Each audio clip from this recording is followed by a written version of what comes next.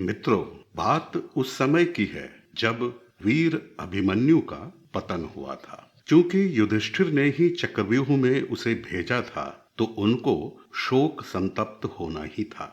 वे लगभग टूट से गए थे और तभी व्यास जी का आगमन हुआ और उन्होंने युधिष्ठिर को शोक रहित करने के लिए जो कहा, वो हम सभी को जानना और समझना चाहिए। वैसे तो मृत्यु अनेक प्रकार की होती है और अनेक प्रकार से होती है, किंतु ये उदाहरण हमें सुंदर शिक्षा दे जाते हैं। यदि आप भी इनके बारे में जानना चाहते हैं तो कथा में प्रारंभ से अंत तक बने रहें। तो चलिए मित्रों, कथा का आरंभ करते हैं। महाभारत युद्ध के 13वें दिन का सूरज अस्त हो चुका था। कुरुक्षेत्र की धरती अभी भी रक्त से भीगी हुई थी और पांडव शिविर में गहरा शोक छाया हुआ था। महान पराक्रमी दुर्धर्ष वीर अर्जुन पुत्र अभिमन्यु युद्ध में वीर गति को प्राप्त हो चुके थे। युधिष्ठिर का हृदय व्याकुल था और संतप्त था। स्थिति को भांप कर व्यास जी प्रकट हुए तो युधिष्ठिर ने कांपते स्वर में कहा, मुने, महाधुरंधर महारथियों ने मिलकर सुभद्रा कुमार को, जो अभी बालक ही था, असहाय अवस्था में मार डाला। जब वो शस्त्र विहीन था तब उसे मारा गया, जो कदापि उचित न था। हमें जयद्रथ ने व्यूह के द्वार पर ही रोक दिया था, हम उसकी सहायता भी न कर पाए और इसीलिए अत्यंत संतप्त हूं, हृदय व्याकुल है। व्यास जी बोले, राजन, शोक मत करो, विधाता का लिखा कभी टलता नहीं है। अभिमन्यु की मृत्यु निश्चित थी। वो पूर्व जन्म में चंद्रमा का पुत्र था और उसका पृथ्वी पर समय पूरा हो चुका था। मृत व्यक्ति कभी जीवित नहीं होता, परंतु वीर कभी मरते नहीं। इस बारे में एक प्राचीन इतिहास सुनो, युधिष्ठिर ने कहा।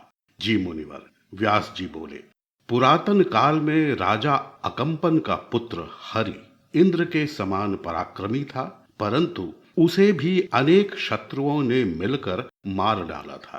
तब देवर्षि नारद जी ने उसे मृत्यु के जन्म की कथा सुनाकर कहा था कि ब्रह्मा जी ने सारी सृष्टि को ही मृत्यु के वशीभूत कर दिया है, अतः हरि के मरने का शोक मत करो।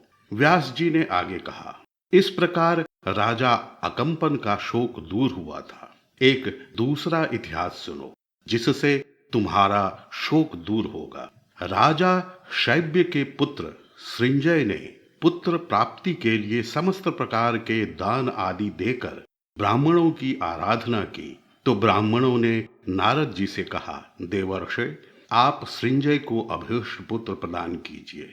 नारद जी ने तथास्तु कहकर सृंजय के पास जाकर कहा, तुम्हारा कल्याण हो, तुम अभीष्ट पुत्र के लिए वर मांग लो। सृंजय ने कहा, मुनिवर, मुझे ऐसा पुत्र दीजिए जिसका थूक पसीना आदि सभी सुवर्णमय हो। नारद जी के आशीर्वाद से वह पुत्र सब प्रकार से स्वर्ण प्रदान करने वाला था, तो उसका नाम पड़ा सुवर्णष्ठेवी। राजा का सब कुछ सुवर्ण का हो गया। उनकी प्रसिद्धि अनंत दिशाओं में फैल गई।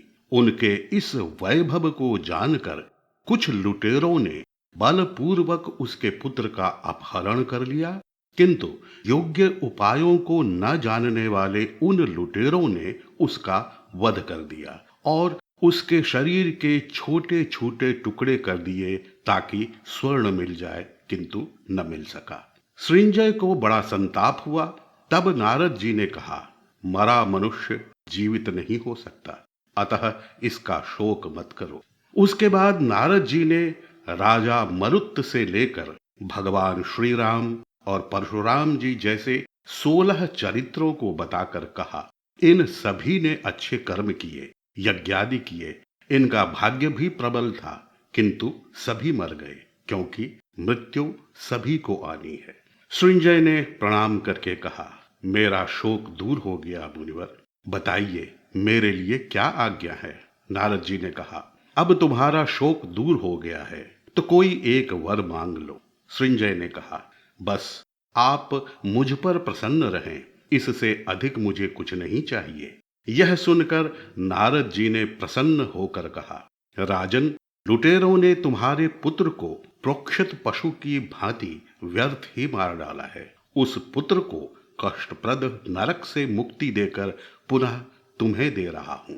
नारद जी के ऐसा कहते ही सृंजय का पुत्र तत्काल ही उनके सामने उपस्थित हो गया। उन्हें राजा को सौंपकर नारद जी चले गए। व्यास जी ने कहा, सृंजय का पुत्र युद्ध में वीर गति को प्राप्त न हुआ था। उसे अकृतार्थ और भयभीत अवस्था में प्राणों का त्याग करना पड़ा था। वह यज्ञ कर्म से रहित और संतानहीन भी था। अतः नारद जी ने उसे पुनः जीवित कर दिया था। किंतु तुम्हारा अभिमन्यु डरकर नहीं मरा। वो तो कृतार्थ हो चुका है। वो रणभूमि में शत्रु सेना के बीच सहस्रों वैरियों को मृत्यु का स्पर्श कराकर गिरा। वो क्षत्रिय धर्म निभाकर वीर गति को प्राप्त हुआ है। वीर गति शाप नहीं होती, वो तो स्वर्ग के द्वार खोलती है। इसलिए राजन, अभिमन्यु पर शोक नहीं, गर्व करो। पांडव शिविर का शोक धीरे धीरे शांत होने लगा और कुरुक्षेत्र की उस रात ने एक अमर सत्य लिख दिया। मृत्यु अनिवार्य है, पर वीरता अमर है। मित्रों, अगर इस कथा ने आपके हृदय को स्पर्श किया तो लाइक करें, शेयर करें और ऐसे ही अमर इतिहास के लिए चैनल को सब्सक्राइब करें। ओम ब्रह्माय नमः।